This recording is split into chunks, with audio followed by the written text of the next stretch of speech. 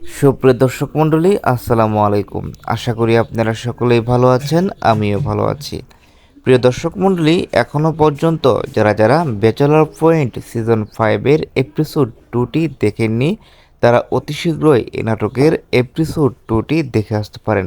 আশা করি আপনাদের কাছে এই এপিসোডটি খুব অসাধারণ লাগবে।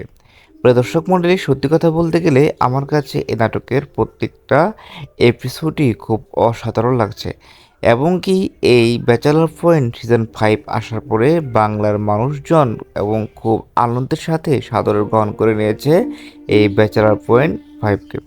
হ্যাঁ প্রিয় দর্শক মণ্ডলী, সত্যি কথাই খুবই অল্প সময়ের মধ্যে অধিক পরিমাণে বিয়ে হওয়া এই নাটকটি।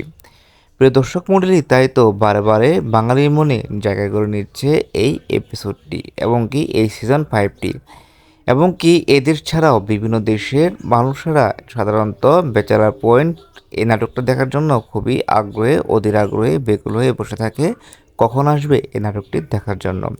প্রিয় দর্শক মণ্ডলী, তাই তো বলছি, এখনও পর্যন্ত যারা ব্যাচেলর পয়েন্ট নাটকের সিজন 5-এর এপিসোড 2টি দেখেননি, তারা অতি শীঘ্রই যে এই নাটকের এপিসোডটি দেখে আসতে পারেন। আর হ্যাঁ প্রিয় দর্শক মণ্ডলী, এই নাটকের এপিসোড 3 কবে আসছে তা জানিয়ে দিব আজকের ভিডিওতে। আর তা জানতে হলে আজকের এই ভিডিওটি একটু স্কিপ না করে সম্পূর্ণ ভিডিওটি দেখতে থাকুন। প্রিয় দর্শক মণ্ডলী, তার আগে আজকের এই ভিডিওটি আপনারা কে কে কোন জায়গা থেকে দেখছেন তা কিন্তু অবশ্যই কমেন্টস বক্সে জানিয়ে দিবেন।